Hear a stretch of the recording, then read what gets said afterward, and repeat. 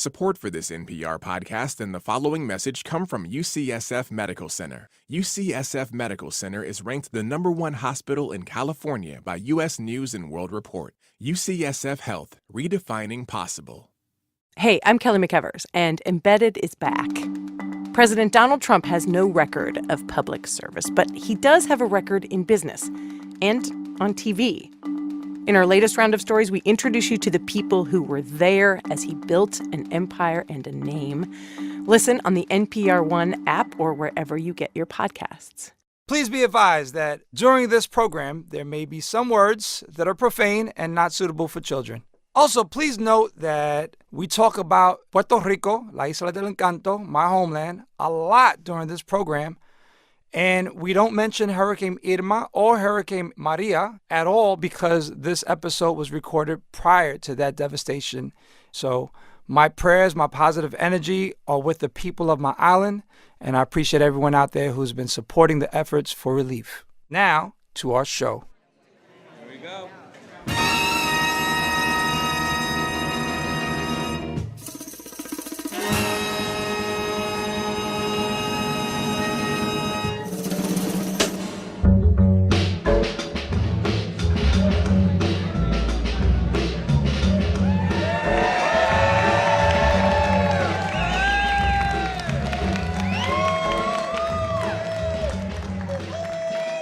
What's up, everybody? This is Stretch Armstrong. Hey, what's up? My name is Bobbito Garcia, aka Cool Bob Love. Welcome to What's Good with Stretch and Bob, your source for untold stories and uncovered truths from movers and shakers around the world. We're talking art, music, politics, and sports. And everything in between. Tonight, we're coming to you from the Bell House in Brooklyn. It's Brooklyn in the house! This is our first live show in Brooklyn at the Bell House, and we could have picked out two better guests to have for you today. Joining us now, our two esteemed guests, Haze and Rosie Perez. Give it up.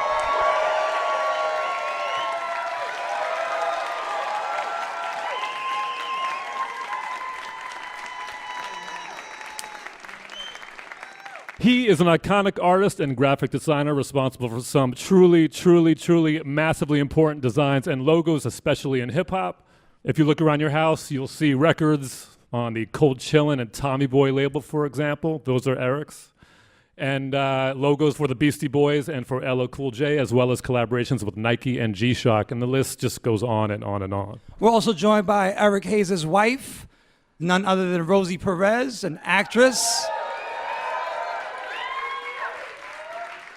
a producer, an activist, a amazingly supportive, wonderful friend of mine for 30 years. And she has been nominated for Emmy Awards, for Academy Awards. She's appeared in some of your favorite films, including Do the Right Thing. She created this documentary called Yo Soy Boricua, Pa' Que Tu Lo Sepas, which literally inspired me to become a filmmaker and make that jump. So please give a nice round of applause for Rosie Perez. Thank you. Thank you. Eric and Rosie, you both are pillars for multiple communities, New York and beyond.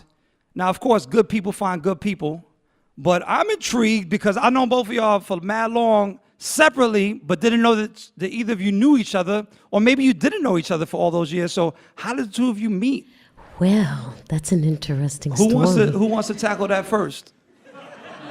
We've got a lot of overlapping history, and it's kind of a mystery that we didn't meet before we did. Yeah, over the years, every time I saw him, I would say, "Hi, I'm Rose." He goes, "We met."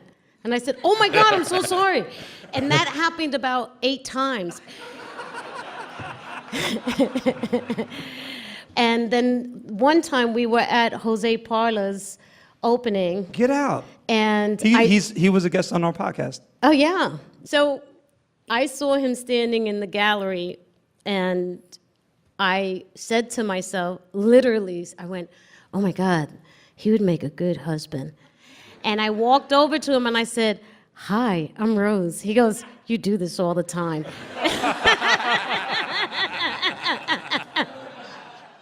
Cut to a year later, and it was Lee Keona's 50th birthday party, and he was the host. I was the MC. I had flown back into town for 48 hours just to MC Lee's 50th birthday party. Now, hold on. For those who don't know, Lee Quiñones is a pillar in the art community, was the #1 most wanted graffiti writer in the 70s by the MTA authorities, and also has been featured in the Whitney, I believe, and multiple museums and galleries around the world. But back to the story. Lee's like my play brother, and we had never crossed paths.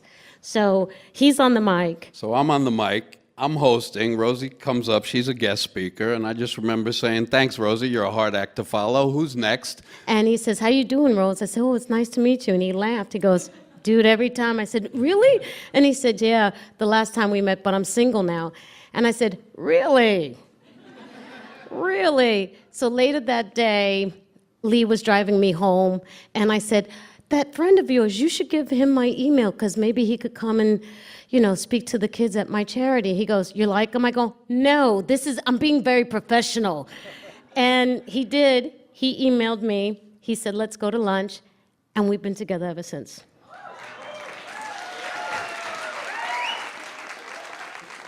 Proof that there's still hope at 50. Yeah, that's right. That's right. So you both grew up in late 70s, early 80s, New York City, and were able to witness and participate in hip-hop at its pretty much its infancy. More recently, there's been a mainstream fascination with hip-hop. We've seen a lot of documentaries. It seems like they're coming out left and right. A lot of dramas with hip-hop, early hip-hop as the backdrop. I'm curious, what is it in your experiences with hip-hop that you think might be missing from these mainstream narratives? Sense of community. We were recently at the Eric B. and Rakim 30th anniversary at the Apollo, and that was kind of a religious experience for me, not just because of the music and being 10 feet away from Rod doing his tracks, but the stage was filled with like 60, 80 old school heads and people who might have been important back then, but never really got the shine. And it felt more about the love everybody was feeling towards each other and the love everybody had for hip-hop and how they come up, more than the music itself. I think to some degree it was the culture first and the music second back then. Now it's kind of the music, and the culture's translated in fashion, but it's not, I don't have that same sense of community we did back then. Well, for me, it is about community.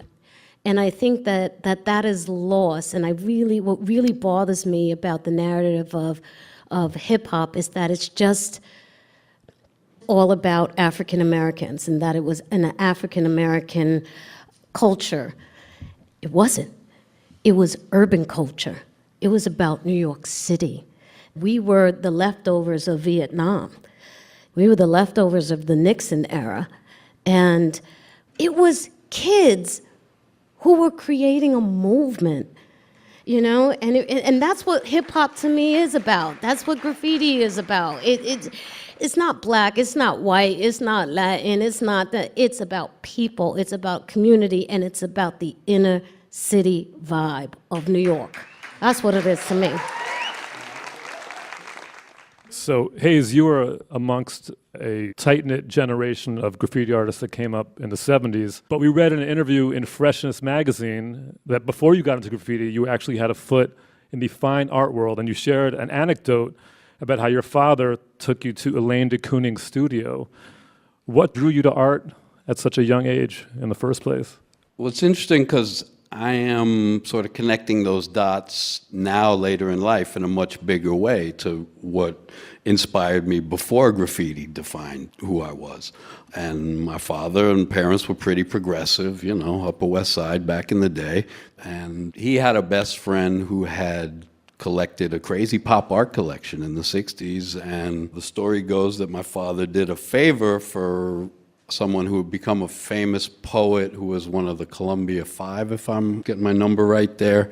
And as an exchange for that favor, David, the poet, got Elaine de Kooning, Willem de Kooning's wife, to paint a portrait of my sister and I when we were 10 and a half, like a year before I turned bad or so. But you know, while my sister posed, she would give me oil paints and canvas to work with, and I still have 2 abstract oil paintings I did after those sessions. So she told my parents, you know, take them down to Pearl Paint, where we eventually racked all our paint. That means. Did you say rack? Yes. Rack. Yeah. So we went down and we bought materials, and I stretched my own canvas and did my first abstract paintings when I was 10. And now my career and sort of aspirations as a painter later in life are to sort of fuse those 2 inspirations between the hip-hop world and the 60s fine art world. His mom still has that painting.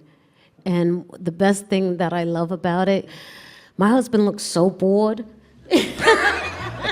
My mother likes to tell the story where someone came to the house and said, "Oh shit, is that your kid? Boy, are you in for trouble." More coming up from Eric Haze, who, by the way, designed our logo, and Rosie Perez coming right up. Support for this podcast and the following message comes from Red Bull Radio. Whether it's the latest dancehall out of Kingston, techno from Berlin, underground hip-hop, or old soul gems, Red Bull Radio is the place to tune in and discover great music that's new to you. With in-depth interviews and live performances from festivals around the globe, plus music handpicked by influential artists, journalists, and DJs, you'll know what you're looking for when you hear it. Listen at redbullradio.com.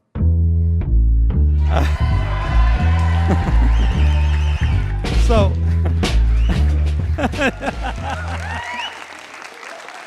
Rosie, some people who are your, super followers may not even be aware that you were a dancer before you were an actress, and also a choreographer on In Living Color, the hit TV show of the 90s. You were nominated for 3 Emmys, and then you wound up choreographing for artists like LL Cool J on his tour, Slick Rick, Bobby Brown, Heavy D, and even 60s pop icon Diana Ross. Yeah. Yeah, let's give it up, because that's huge. Yo. Now, of the aforementioned artists, who did you have to work the hardest with? Okay. Oh, he's such a wonderful person, and he does have a sweet soul. I'm so sorry, but it was El DeBarge. What? Oh my goodness, it was so difficult. He was like locked into this weird early 80s kind of groove, and it was so hard. It was so hard. There was one day in rehearsals, I said, just pull up a chair to the mirror. And he goes, what are we doing? I said, just follow me, just bob your head. That took hours. hours. I think I got like whiplash. And, but if you're worth your salt as a choreographer, you kind of just have to let the person be who they are. Sure. And so when the video came out, it was actually very charming that he wasn't great. You know what I mean? It was really, it actually was, and there were people, like LL Cool J was really smart enough not to really dance that hard, The most surprising was Diana Ross, because that woman did not show up for one rehearsal. I sat in the rehearsal studio every single day for 3 weeks waiting for her with my assistant. And she showed up the day of the video shoot, and she watched us dance, and she did it. So I'm curious, because your transition from being at the park jams, at the clubs, and then going to choreography, it just seems so seamless, but at the same time, I don't know that, do you have like a master's degree in dance choreography? No, like this is all self-taught, right? Sort of. I was a nerdy kid, and I loved to watch musicals. And I was in the foster care system and then in the home system for a little bit. And the nuns there in the Catholic home, they taught me how to tap dance. What? I swear to God. The nuns would be in their habits like tap, tap, tap, tap. It's hilarious. Oh yeah, and they taught me how to play baseball too. Holla. Shout out to the nuns. And I'm dead up. And what had happened is that in Soul Train, Don Cornelius, God rest his soul, hated hip hop, and he did not want anyone to dance hip hop when I first came. When we weren't filming and during breaks, we would play around, and I would do routines with those guys there, and we would teach each other things, and I taught them hip hop. Lil Silas Jr. of MCA Records happened to be there that day, and he was head of A&R, and he said, "Who are you?" I said, "My name is Rose." And he goes, "Come here." And I said, "Why?" And he said, "I want you to teach what you're doing to my new artists." Wow. And he said he was part of a group. This is big secret. He's going solo, and I want you to choreograph. I said, "I'm not a choreographer." And he said, "I'll pay you $1,600 a day." I said, "I'll be there Monday." And that's how it happened. And that recording artist happened to be Bobby Brown. And the subtext to that is what you saw Bobby Brown doing on stage back then was straight out of the clubs in New York. And That's right. Rosie, Rosie's always quick to say that, what was underground yesterday was mainstream tomorrow with that stuff. So, Rosie, you're a multi-dimensional woman and actress, but one clear facet of your character is toughness. When you watch those clips of you dancing, sure, you're dancing, but in a sense, you're almost broadcasting that you are not to be played with. At last year's Daring Woman Summit, you spoke about how when you first got into acting, you were told by people to not rock the boat, to be grateful for any roles that would come your way, but you're a girl from Bushwick and Williamsburg, that's not going to cut it. So can you share with us any instances where your rocking the boat had led to more opportunities or better opportunities for yourself or for other people? Well, sadly to say, it was the Latino community in Hollywood who came after me, and they took me out to lunch, and they basically told me that I was How many? It was like 3 people? Yeah, Jeez Louise.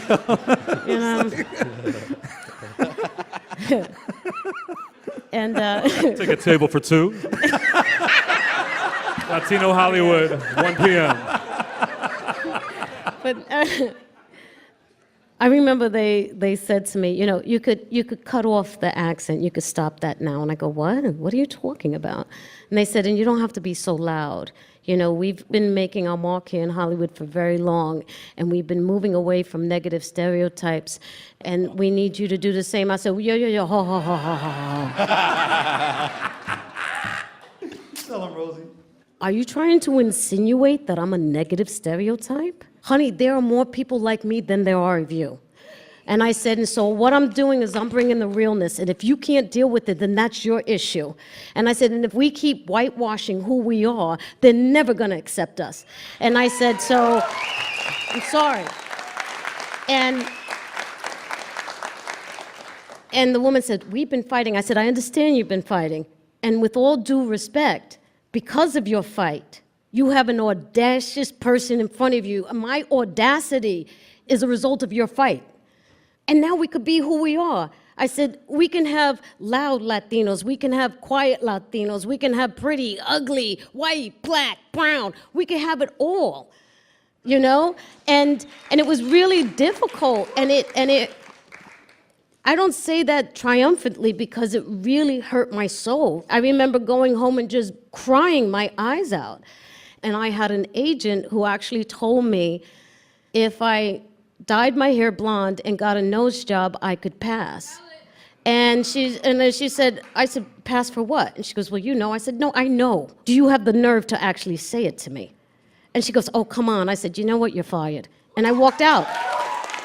And she was telling me this, and it was really, really hard. That's why hip-hop spoke to me so strongly. That hard angst, that fight, that let's do it hard. Let me let all the hurt out. Let me let all the joy out. Let me just let my soul just explode and breathe on that drum beat, That's what it came from.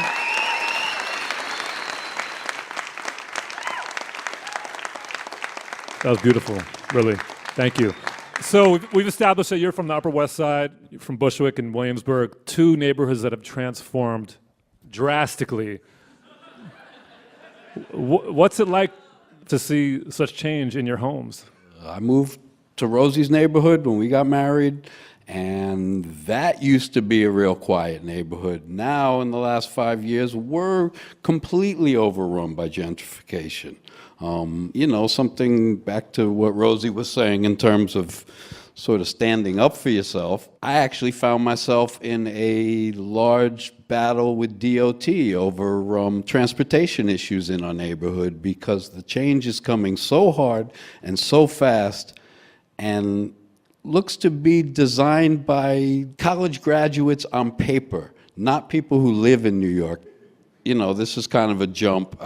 One thing I wanted to say, regardless of the career, one of the things I've learned so much about, that's impressed me so much, that's so much part of Rosie, who she is still being that activist, fighting for people in that position, in the city we grew up in the inner city, whether it's education or politics. I'd like to think that Rosie especially and I a little fight the good fight when the opportunity presents itself to preserve what we love about New York.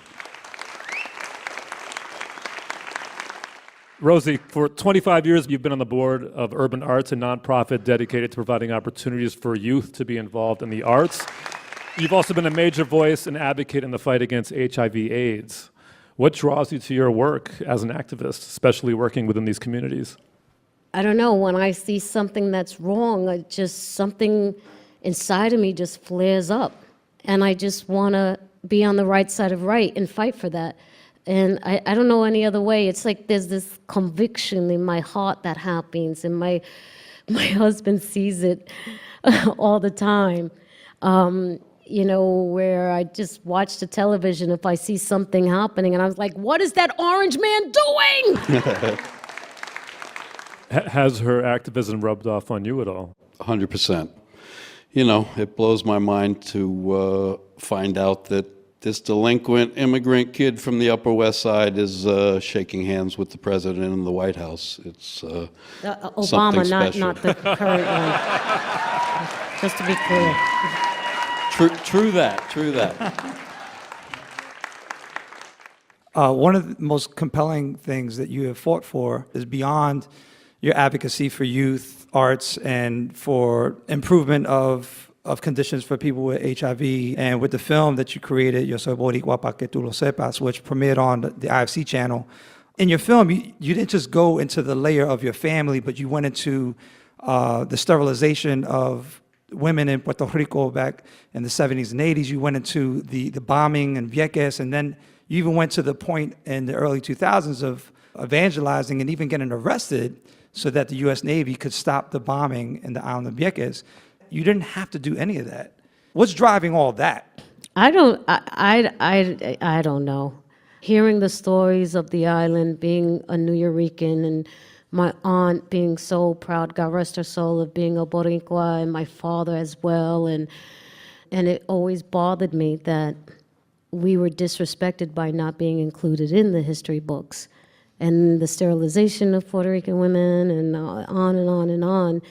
I think that's where it was, because I wanted everybody else to feel so proud of who we are as a people, as me and my sister Carmen and my brother Tito, and my aunt and my cousin Millie and all the, and not feel less than, or not feel that you have to either act white or act black or act whatever. Just be who you are.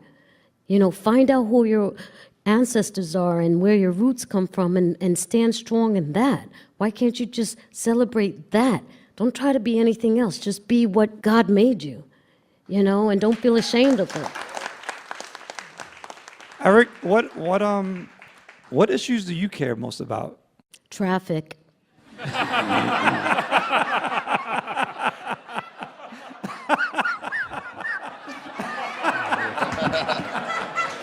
Municipal planning. And the fact that, by and large, developers and big business is tearing down historical New York to put up these shit boxes to sell to out-of-towners and build bike lanes so they can get to their new condo. That's the old New Yorker in me. More towards Rosie's side of the fence. Arts education has become a big thing to me. I've started to do a lot of workshops with kids, whether it's just sort of baseball cap and a pen kind of thing, but increasingly in the last couple of years, especially with some of the corporations I collaborate with, there's not a meeting I have about strategy for a project where I'm not pitching community outreach and some educational component.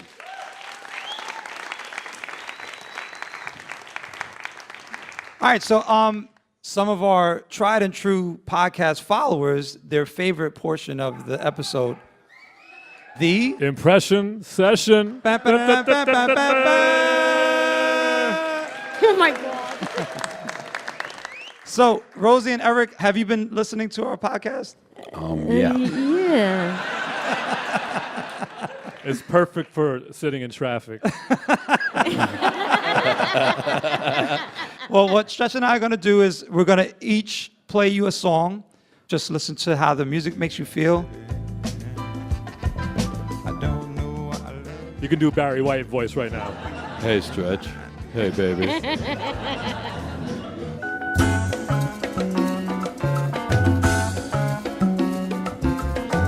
Come on in here with this sticks, Timbali man.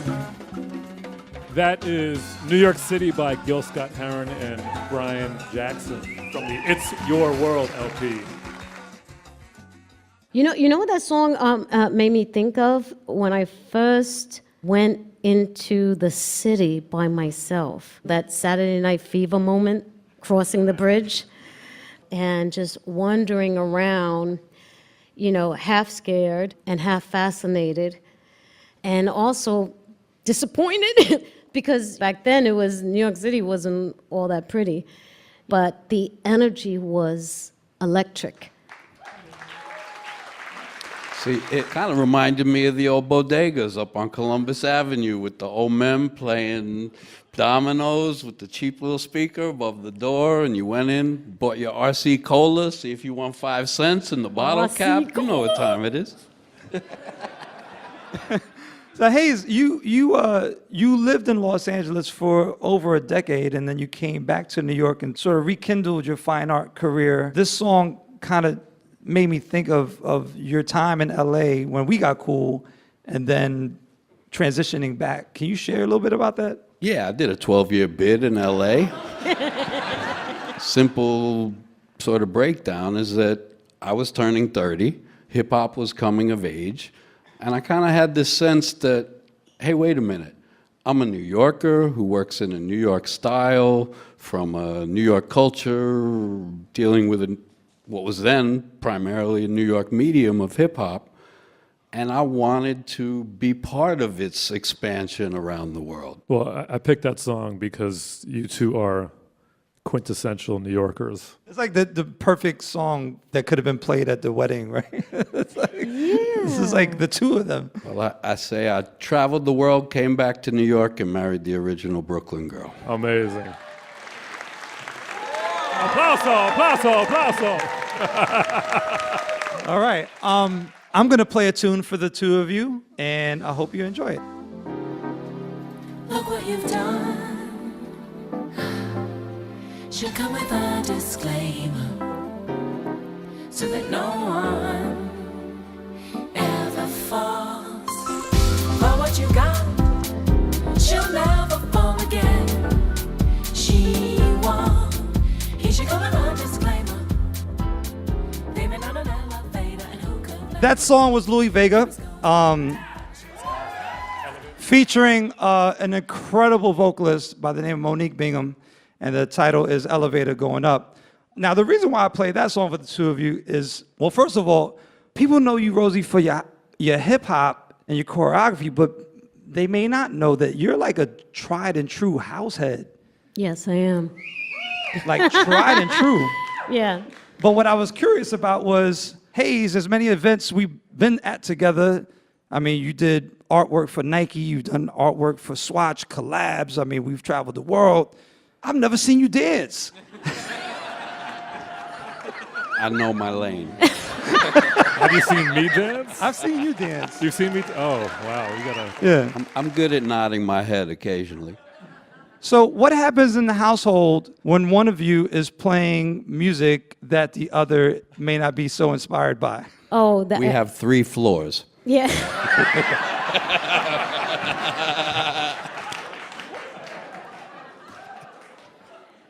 Real talk.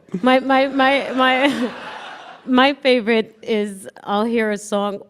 We did it last night when you were playing Michael Jackson, and I got up and I started dancing in my pajamas and I'm dancing and I'm sweating and I turn around and I look at him and he's laying back in the bed. He went, go ahead. How was it? How was it? One day, she had just came out with 7-Eleven, Beyonce, and I am rocking hard out to it, and all you heard I had the headphones on, so you know you're louder than you think, and I'm going smacky smacky in the air, smacky smacky, where your hands are tusa in the air, smacky. I know you care. With no musical soundtrack, just like you heard it. And he goes, "What the are you listening to? What are you saying?" But yes, I am a house head, and people don't know that. That is my heart and soul. I love house music. I think our audience knows the difference, but can you explain for our wider audience, beyond the aesthetic differences between hip-hop and house, what the different ethos are with those two scenes, if you can generalize? Hip-hop is hard. Hip-hop could be hard even when it's smooth. It ain't hard to tell by Nasty Nas, you know. It's smooth, but there's a hardness in it. House music to me is about riding the rhythm of love, of pain, of joy, and getting lost in the music in a very esoteric way. It's very different because you don't dance on the drummer's beat, you ride it. And so when you're riding something like that, you gotta let go. It's freedom music. Yes, It really is. What about when you're riding it and there's traffic?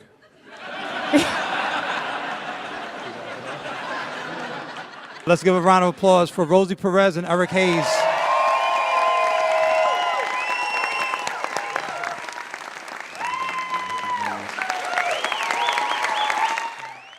That's the first ever live What's Good. We've got 2 more coming up. One with amazing chef Jose Andres, and another with the legendary tattoo artist Mr. Cartoon.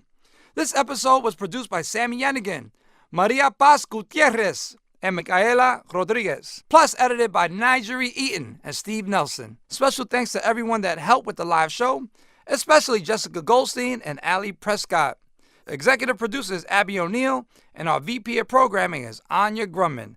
See ya!